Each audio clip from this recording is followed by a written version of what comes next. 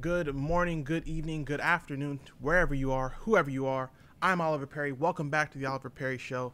Today we've got another illustrious guest, as I say every single episode, and I will continue to say every episode. She is a private investor, specifically on passive actions. So we're talking syndications, we're talking multifamily investments, things of that nature. She also runs not one, but two different communities based around real estate, based around funding. Her name is Alex Brashears, and we're going to get to her right now. But first, we got to do the intro.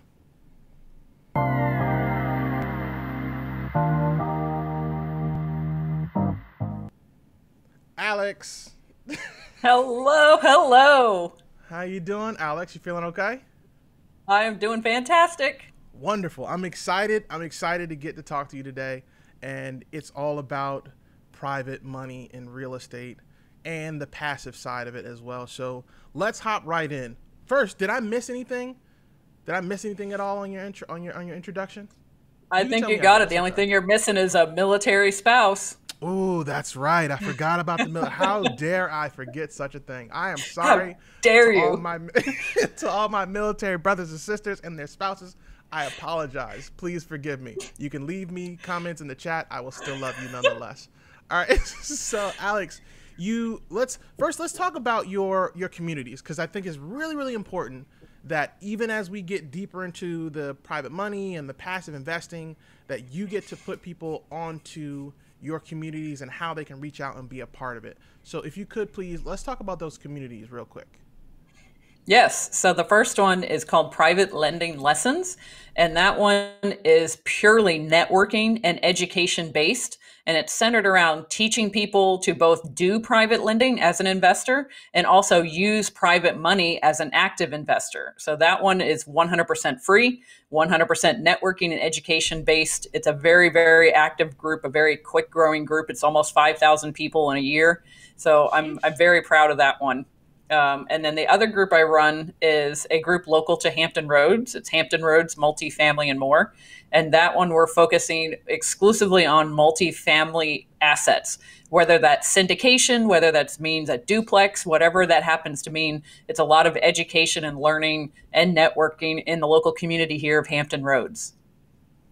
I love it. As a matter of fact, Multifamily and More is one of my favorite kind of platforms. I know it's ran by Jamie Gruber, who's a mentor of mine. Love me some Gruber. Shout out to Jamie Gruber out there. I'm sure he's listening and watching somewhere out in the ether. So, all right, let's just go straight to the private money and the passive investing. First, what got you to the point where you were able to private invest? What was that kicker for you where you said, you know what, I can do this now? It would be lots of trial and error. So, as a military spouse, I've moved 19 times in 20 years.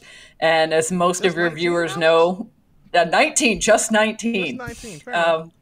But as most of your viewers know, in real estate, it's a slow moving asset. It's not like a stock where you can buy it in the morning and sell it in the afternoon. Right. So if you're only going to be living somewhere for 3 months, 6 months, maybe a year, that makes it really hard to be an active investor, to hit the ground, find a property, do the renovation, get it sold, even if you're refinancing it and going to do the burr. It just isn't very practical, especially if you're not going to live there ever again. So we've done that. We tried that. We did not want to do that again.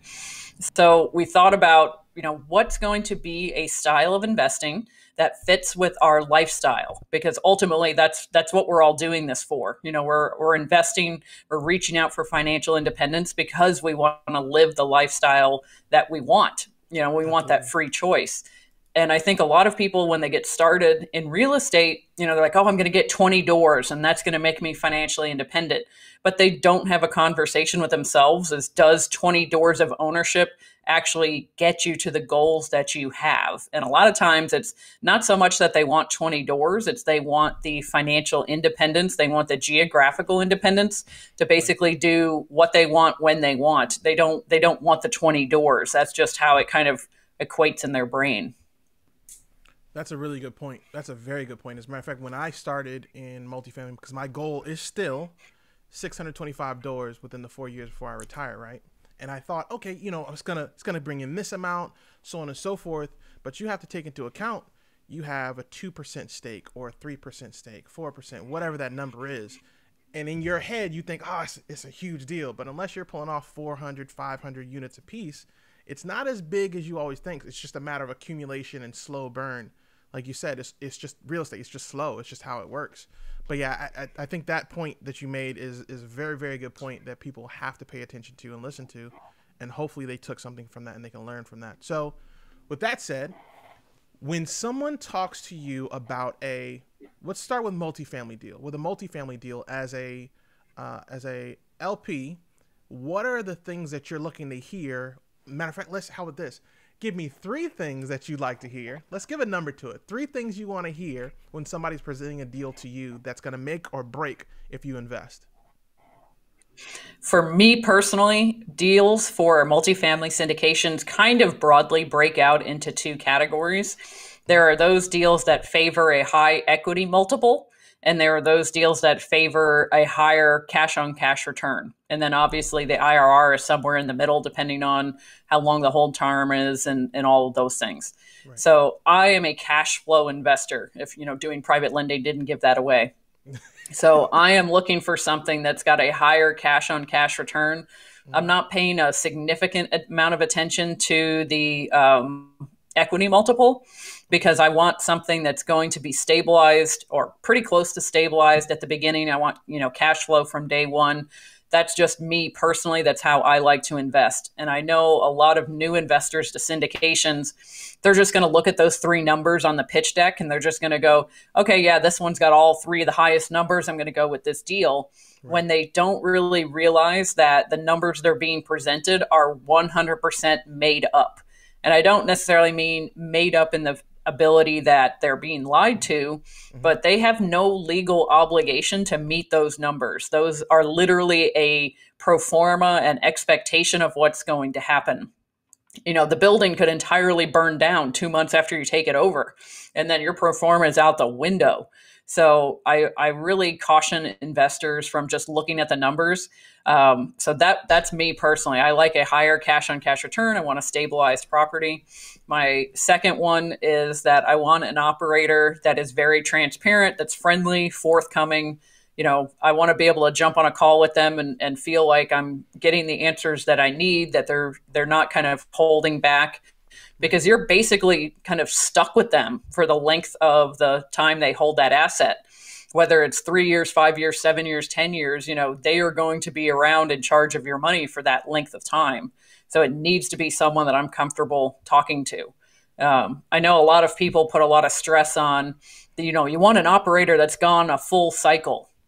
And that's great. I'm not saying that's a bad thing, but again, it goes back to their transparency, their willingness to talk, their ability to kind of work with their passive investors and realize what their passive investors want. So for me, it's all about the operator and cash on cash return.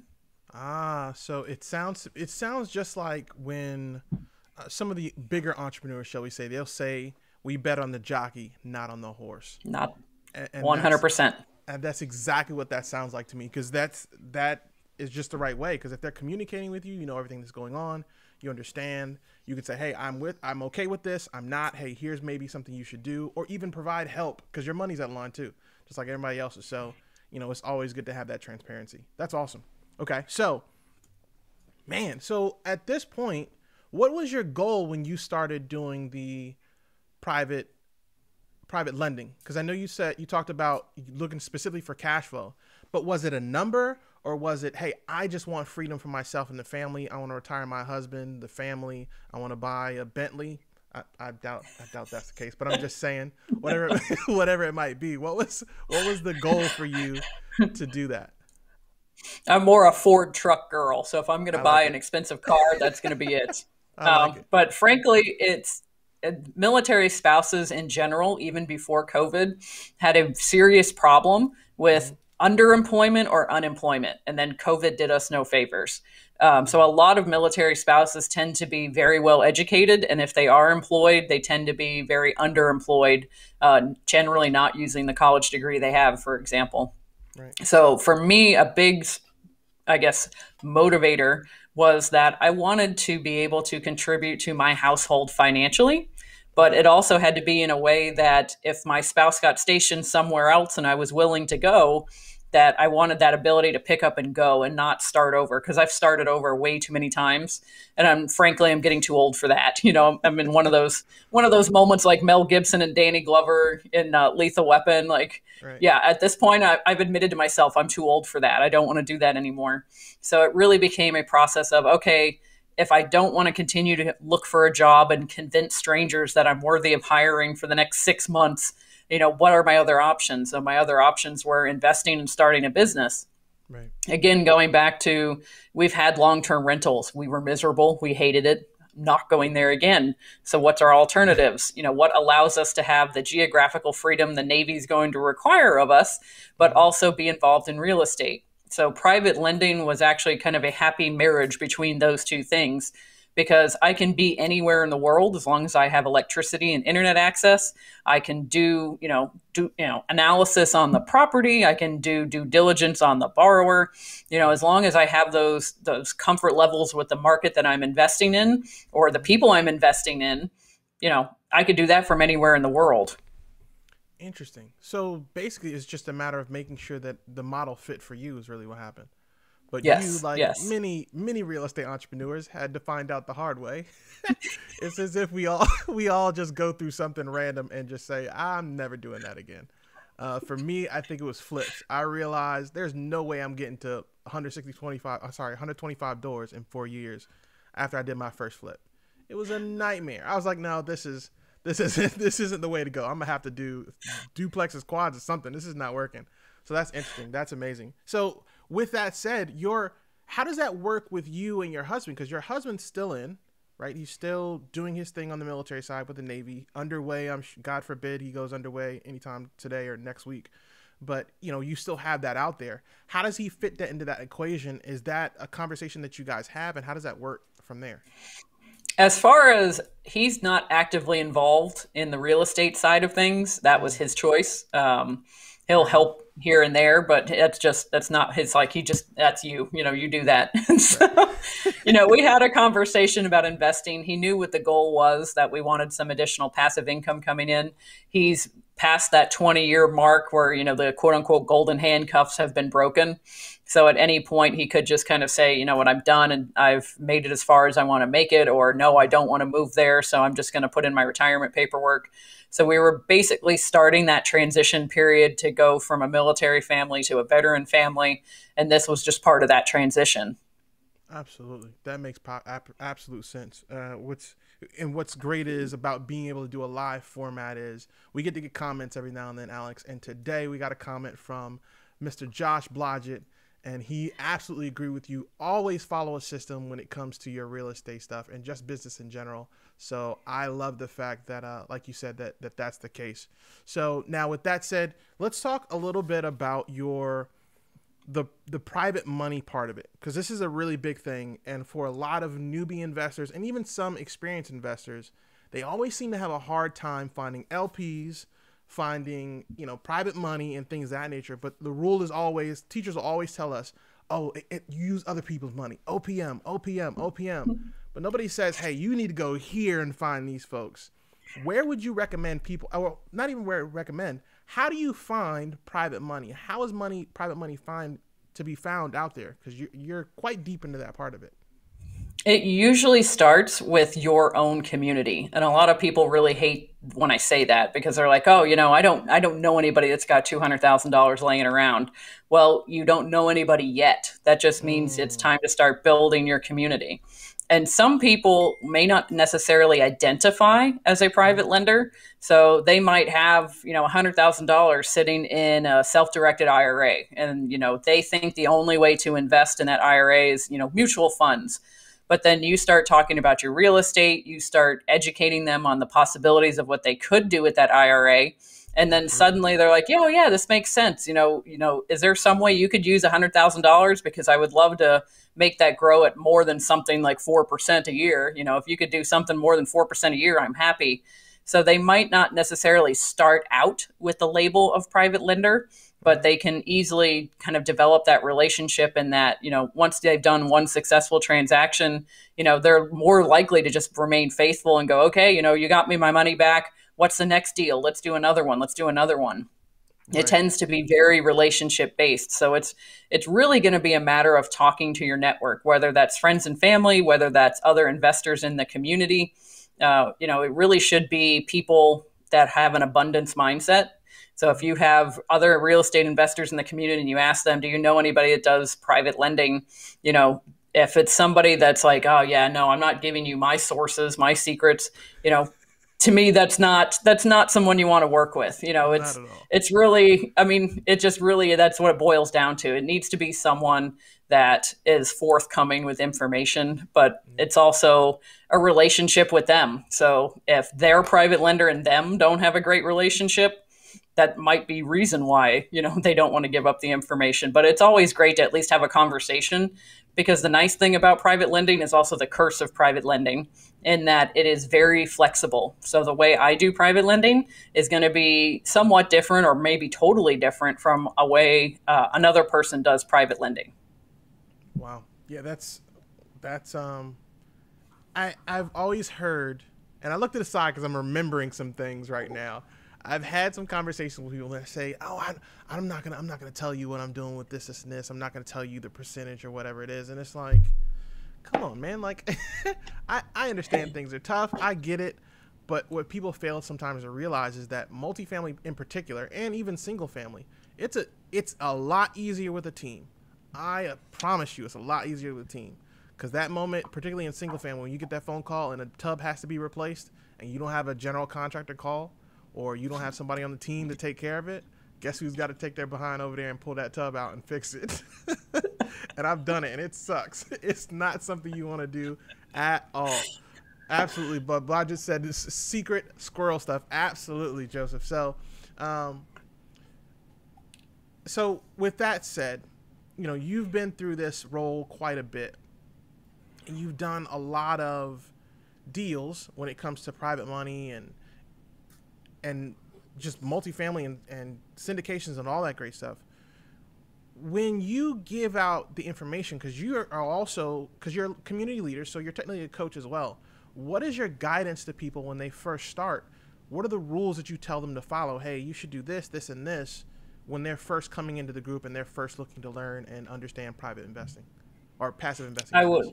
I would 100% tell people that they need to stop and think about what they are trying to accomplish. Because, for example, on the syndication side, I see a lot of LP investors, they'll go, oh, I'm going to invest as an LP for a couple of deals. I'm going to learn the ropes, and then I'm going to jump to the GP side. And they somehow view that GP side as like the higher, better level, like they're going to graduate to this. And I'm like, Right. that's a lot of responsibility. You know, do you want to Totally. sit in on weekly asset manager meetings? Do you want to fly to the property once or twice a year to do due diligence walkthroughs? Do you want to have to negotiate with lenders? Do you want to have conversations with property managers, fire a property management company? You know, like there's a lot of physical responsibilities that you have as a GP, not even legal. We're just ignoring all of that. So when I see people that have that kind of mentality that they want to graduate to something next, graduate to something bigger, I'm not saying it's a bad thing, but they really need to stop and think about, why do they want that? Do they just want that because they think that's the way to success, that going from LP to GP is the way to success? Then that might not fit with their goals, because if their goals is to leave their W-2 job to have more time freedom and more geographical freedom, being a GP of like 1,000 doors is not necessarily going to get you there, depending on your role in the GP team.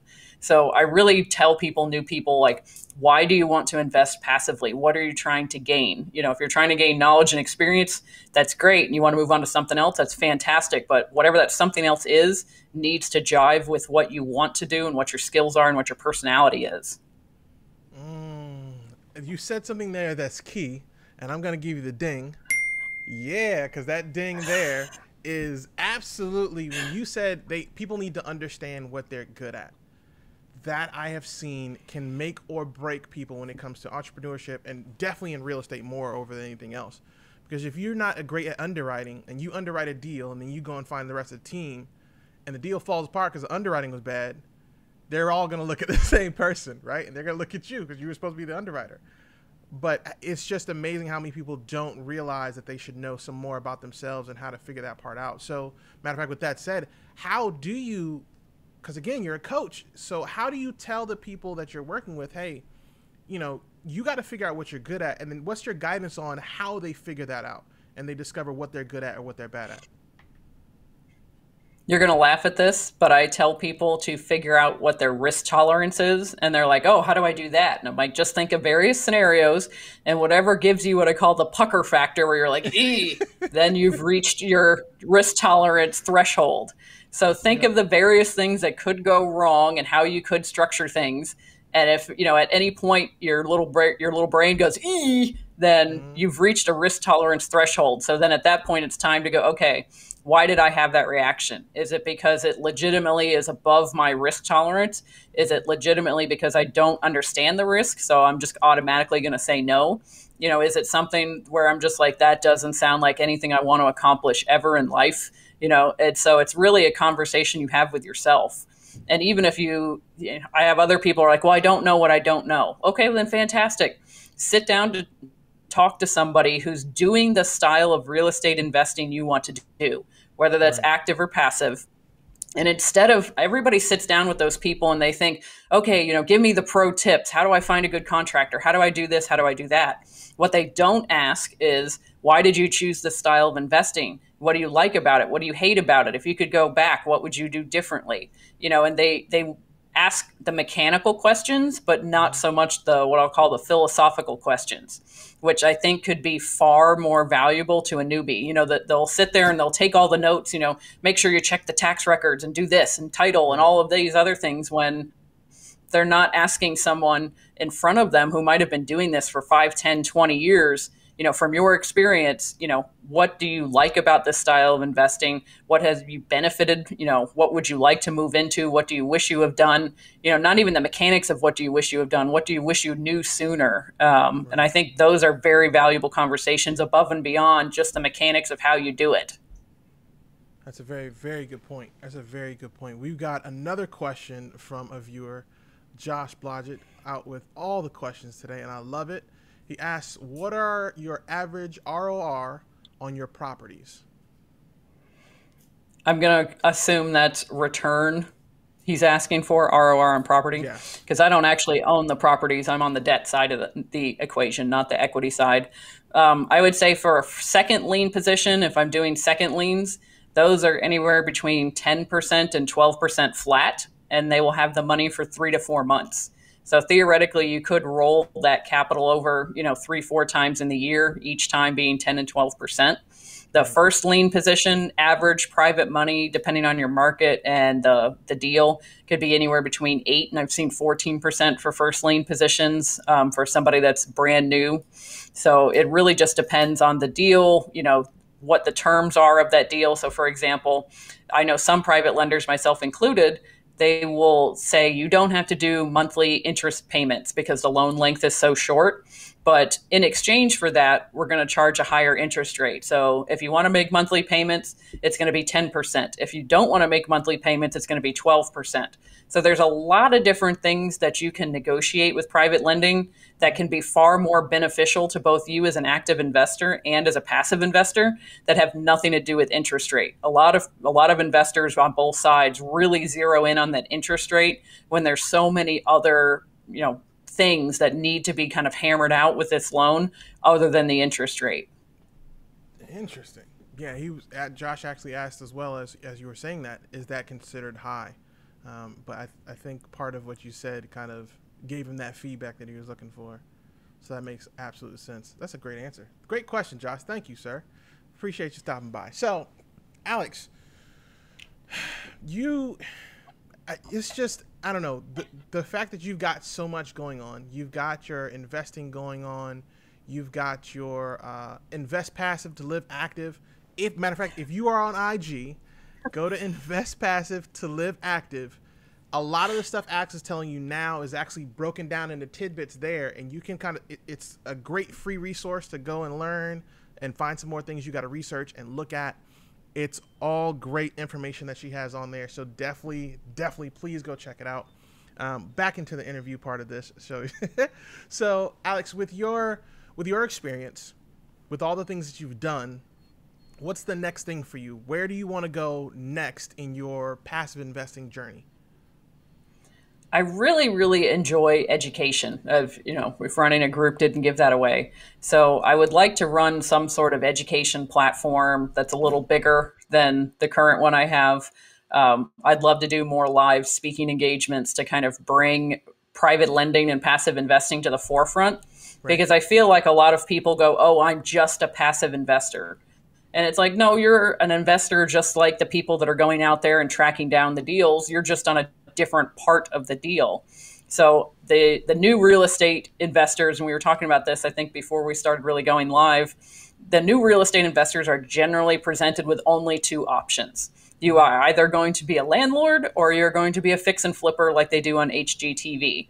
And then after you do one of those two things and you realize how miserable it is, they open the doors to this like buffet of all these other options that are out there, buying and selling notes and land deals and tax deeds, and then just, unlimited ways to invest in real estate that are not fix and flip and landlord.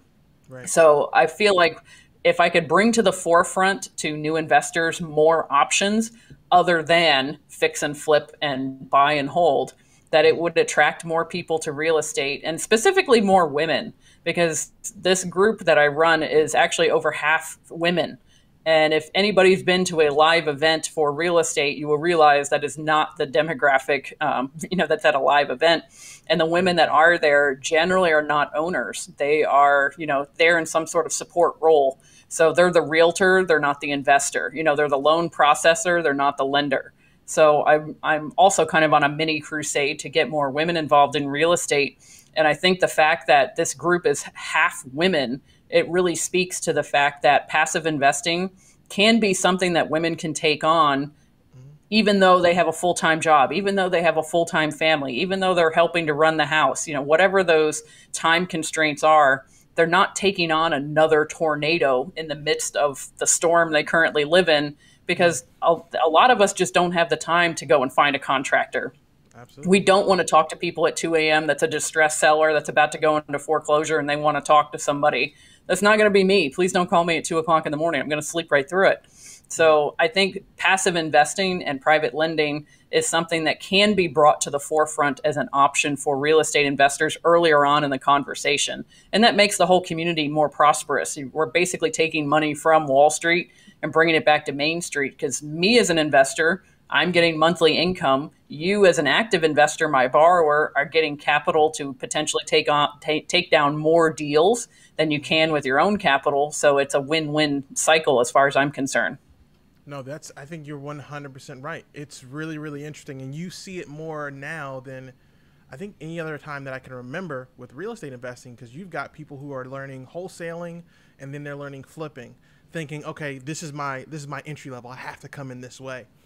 And yes, you can do that. Wholesaling sucks. Wholesaling is rough. Flipping is rough. Buying and holding isn't bad, in my opinion, personally. But, they do open up, like you said, they open up a literal door into the world of real estate investing. And the rabbit hole gets deep from there. Because people think, hey, I can't develop when I first start. You can develop from day one if you choose to. You just have to figure out how to do it, right? You can, just like you said, passive invest from day one. Yes, you're probably not going to be working with much. Yes, you might have to figure out how to make that happen, but you can make it happen. You just have to decide to go do it. So, and on top of that, your comment in regards to the women in real estate, I have seen that, and it's so confusing, because when you look at the real estate agent side of the house, real estate agents for the most part in the nation, I think, are at 53% versus the guys. But when you go to real estate investing meetups and conferences, you'll see one or two women there, tops. And it's like, what's going on? Where is everybody at? But for you to open up that lane, I think that's amazing and that's awesome, because I've got two girls who need to learn real estate investing, and guess where I'm sending them when that time comes. So I think you having that platform is fantastic, and it's great that you do have that platform. Now, what was the worst I'd like to know the worst investing experience you've had so far. Because what people don't understand is, even as you're going through it, even once you become the best of the best, the greatest investor in the world, there's always something you're still learning. So as an LP, you run into experiences where this worked, but this didn't work. What was the worst kind of experience that you had as an LP? And then what's your advice for people to when they run into that kind of thing?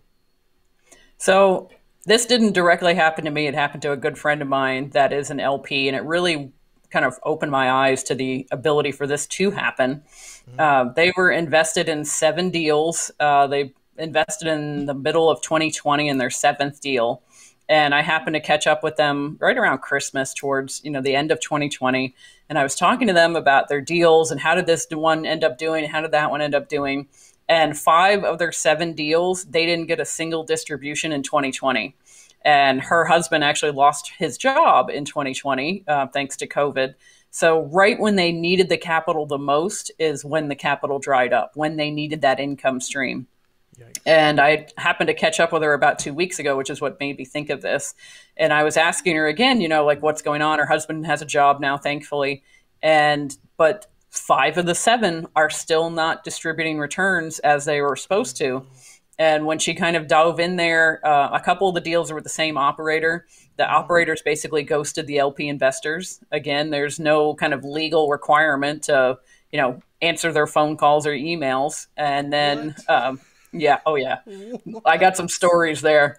And then a couple of the deals, they plan on starting distributions back up the middle of this year. So a couple of her deals will start getting income. So, I mean, when she originally thought, she was going to have 7 deals that were giving her quarterly dividends, and she managed to space it out where basically she was going to be getting some sort of income check every single month because of the quarter that particular property was distributing dividends. It just didn't turn out that way. It happened to just be at a perfect storm moment when her household lost significant income. She also lost that passive income. So that's why I really caution investors when they look at those pro forma numbers and they watch the pitch deck. It's not about investing to get the highest return on your dollar. It's about investing in the people that you think can execute the business plan that they're putting forward to the best of their ability. Wow. That's super sound advice at the tail end there. Yeah. I like that. That was good. That was very good. I'm gonna have to write that down later on. So let me ask this, Alex.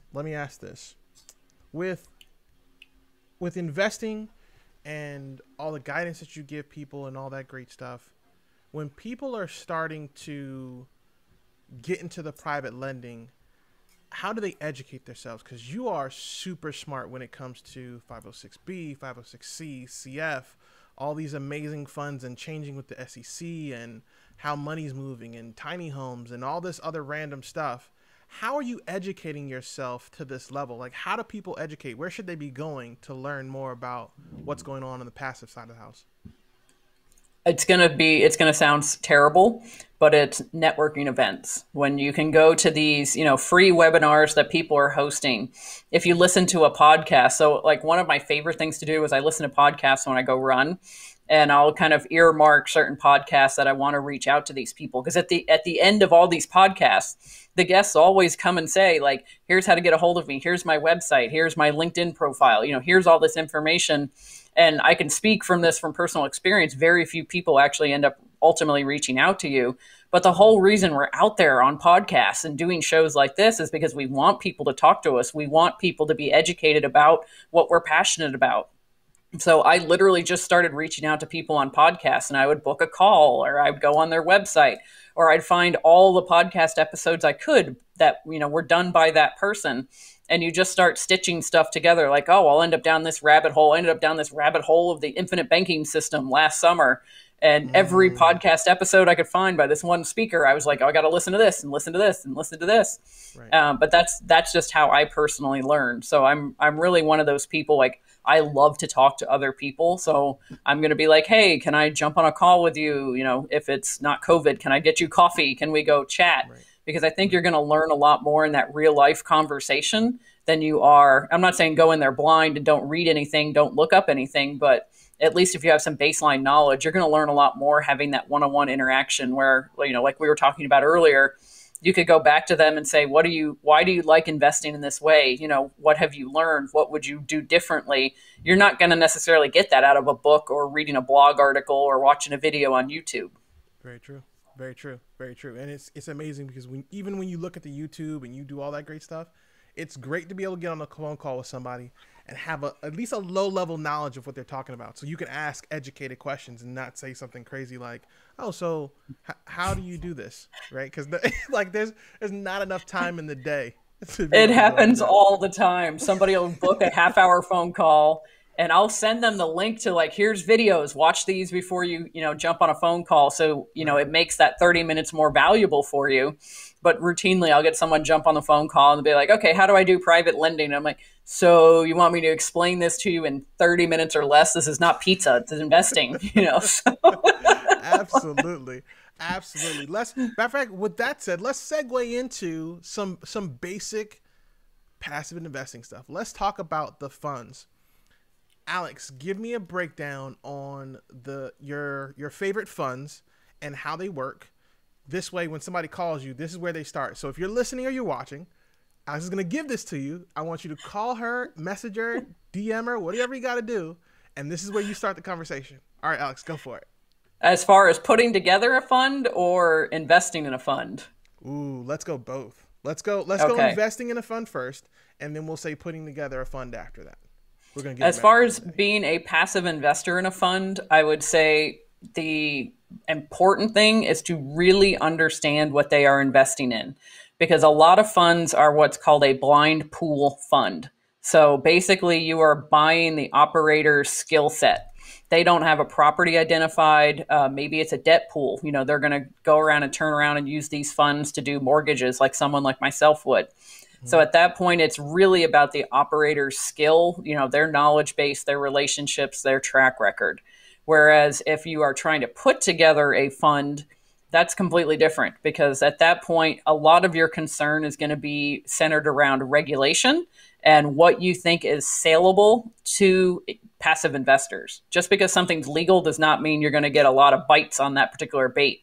So you kind of have to find that happy medium between what's going to be approved by regulation, what's legal by regulation, and also what is a passive investor likely to actually want to invest in. Is it simple enough that they're going to understand it? Is it safe enough that they're going to want to invest?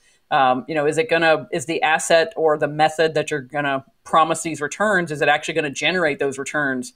If you tell someone, oh, I have a 12% preferred return rate, but you're investing in something that's not going to generate or spin off 12% or better, you're automatically setting yourself up for failure. So I think it really comes down to understanding what you are investing in. And if you don't, and you start asking the operator questions and they get snippy about it, that's not the person you want to be in business with. Absolutely true. Absolutely true. That's excellent advice. Alex. So for those of you who are watching, listening, if you got any questions, please feel free to ask. We're going to move into the segments part before we close things out. And if you have questions at the end of the segments, I'll make sure I ask Alex. Josh, I do have your question on the 14% ROI. I'll ask her, ROR, rate of return, and I'll ask Alex hear that in a second. But in the meantime, Alex, we're going to go into the section where there's two segments, two questions that I ask every guest. At least I try to. Sometimes I forget. Father, forgive me. First question is what we call a troop to task. It's where you give the listener or viewer one thing that they can do right now to start down the path that you've already gone down. And I'm going to give the floor to you. First thing is decide what you want from life. Absolutely. And don't be vague about it. Literally sit down and go, I want to spend more time with my children. Okay. How much time? Do you want to be with them 24/7? Do you want to be able to put them on the bus and, pick them up from the bus? What does that actually look like? So that's going to be task number one, because what you're actually going for, you basically start working backwards and go, okay, if I want to be home till 8:30, 9 o'clock in the morning to put my kids on the bus, and I want to be home by 3 or 4 o'clock to greet them when they come home. What can I do? What style of investing? What sort of business can I run between the hours of 9 and 3? Okay, here's my options here. And you just keep working that process backwards, but it always starts with the end goal in mind. Jesus, Alex. That's holy moly. That's absolutely great, excellent advice. I've heard that several times. I haven't heard it put in such a concise and easy to hear way. Like that's the way it should be. Look at that end goal in mind and go after that end goal. Now we'll go into the last question. This last question is a toughie, right? So the question is, Alex, if man, what question do you wish you were asked more often? I was trying to find a new way to put it. It just wasn't working. But what question do you wish you were asked more often, and what's the answer to that question? Why should I do private lending and passive investing? I don't get asked that. They're just like, "Oh, I want to do it." And nobody ever asks why. So I would say 100% ask why. Why do you want to do private lending? Why do you want to do passive investing? Because the answer to that question is going to guide you in which direction you want to go, whether it is private lending and you're on exclusively the debt side of the equation, whether you want to do passive investing and maybe you're on both sides. Maybe you're just on the equity side instead of being on the debt side. Maybe you're on both the debt and equity. So I would definitely start there. I mean, that's a question I wish more people asked from the get-go is, why do you want to do private lending and passive investing? Wow. And if I remember correctly, your particular answer to the why was because you want to be able to invest and still be able to move around with the military and things of that nature without being encumbered, which makes absolute sense. So we're going to go into the last piece of it is the Q&A. And earlier, Josh Blodgett asked about the rate of return. And his last question was, is 14% considered high when it comes to rate of return? I would say no, that's about average if you're looking at it from an annualized perspective for the loan. So for example, if you charge 2 origination points and then you have a 12% annualized return, that's 14% if they have the loan out for an entire 12 months.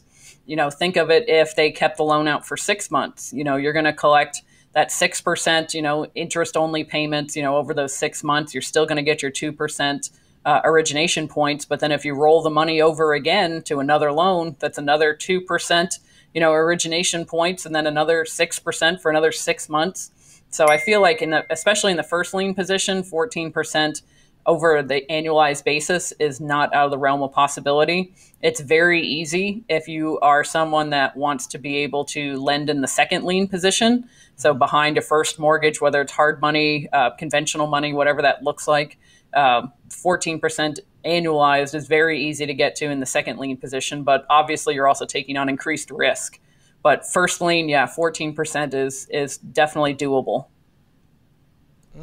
I like it. Josh, I hope that helped for whatever question you had. If you had anything else, please feel free to message Alex once this is all over, said and done. Until then, don't go anywhere. As a matter of fact, I need you to slap the like or something. I don't know what platform you're on, Josh. I think it's Facebook. Just leave a comment, something outside of this one. Shameless plug. All right. So Alex, if you could please give the listener and viewer how they can get a hold of you, how they can reach out to you and be able to talk to you directly. Absolutely. So the group that I run that teaches people about private lending and passive investing is called Private Lending Lessons. Again, that's on Facebook. So feel free to reach out and join that group. I'm in that group all the time. You'll see me on there all the time. I post all the discussion points daily. And then we actually have daily or weekly educational events. So I'm hosting those weekly educational events. And then usually after the speaker's done, we stick around for another 5 to 15 minutes doing just some virtual networking, getting to know each other. So that's a perfect golden opportunity to learn more one-on-one with other people that are doing it. I'm also on LinkedIn. So you can just look me up, Alex Brashears on LinkedIn. And my URL actually is my personal mantra of I invest passively to live actively. So, tons and tons of opportunities out there. That was my way of narrowing things down is how much time is this going to take? Whereas a lot of people look at things and go, how much capital is this going to take? Like, okay, I can find the capital. I'm sure I can find the capital, but I can't necessarily manufacture the time. So that's why I look at things that way. Listen, this is one of those interviews where I'm so excited to get to the end because I get to talk to Alex a little bit afterwards. So, ladies and gentlemen, thank you so much for being a part of this. I hope you truly enjoyed. I hope Alex got the opportunity to give you a whole lot of value. please, please, please reach out to her, follow her, support her on LinkedIn, on IG, on Facebook, and wherever you see Alex, go check her out, listen to her, see if you learn from her, and hopefully if you do learn, call her. Maybe she'll give you some private investing. You might need that little bit of help. Anyway, so I'm Oliver Perry. You can find me at The Oliver Perry on IG. You can look up The Oliver Perry Show on YouTube. If you're on YouTube, make sure you like, comment, and subscribe. Right now, we will see you again next time. Remember, you're better than you were, but you're not half as good as you're going to be. Thank you so much for coming. We'll see you next time.